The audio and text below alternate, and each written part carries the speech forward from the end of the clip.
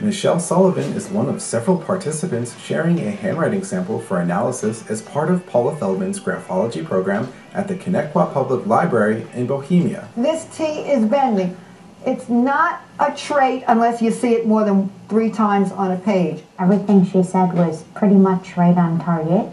It was very, very interesting. She said I was confident and that I had a high ego and that I'm very energetic and bubbly, and that definitely goes with me.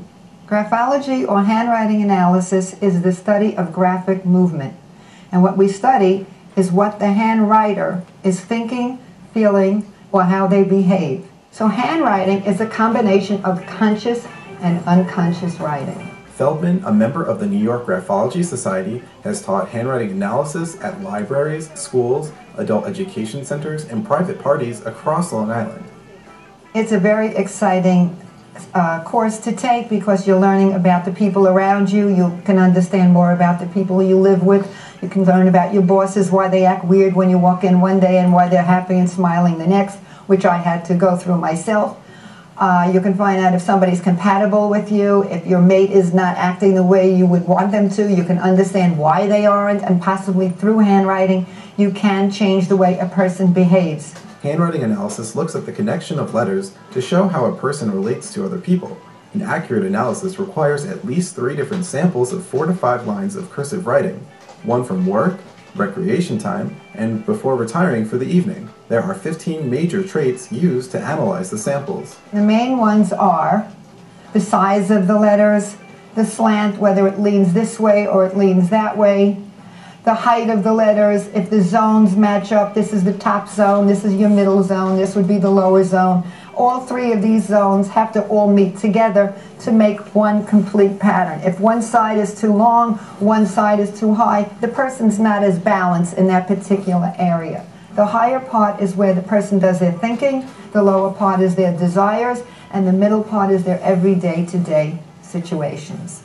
I also look to see how their line is, if it's a balanced straight line or if the line is going up. If the line is wavering, that'll show a person who might be more moody than somebody whose line would be completely straight. They're going to say, okay, fill out this form. And then they're going to say, in your own handwriting, write a paragraph and tell me why you want this job. Now you're thinking they seriously want to know why you want the job, but that's not it at all. They are going to look at that handwriting sample and decide whether you are going to be good for that particular job. Handwriting analysis dates back to Florence, Italy in the 1600s and has a diverse range of applications in modern society. It's used for personnel in businesses. People, if they need a job, they may look at somebody's handwriting and say, oh, I don't think I'm going to hire this person because this person is not careful, they're going to be careless, they're going to be sloppy, their work is not going to be good. They use it in banks for forgeries. Say, for argument's sake, you sign a check, but you didn't really sign it.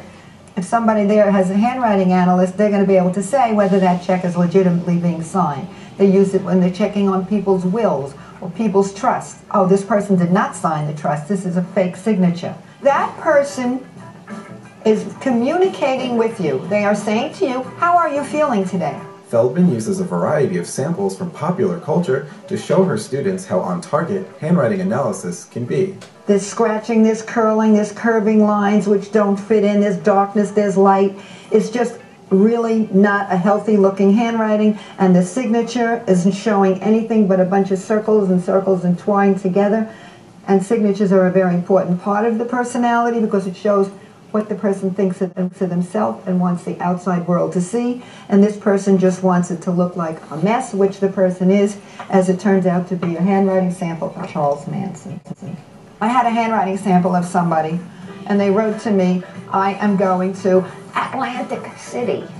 I said, well, that really has some special meaning to you. And the person said, yes, I met my husband there. I enjoy doing this. I enjoy teaching it because it's, as I said before, it's a way of learning about people. And when I'm doing it and teaching it to the people here in this class, they're learning something, and I'm excited that they are learning what I already know. And it's just fun for other people to understand how interesting handwriting analysis can be.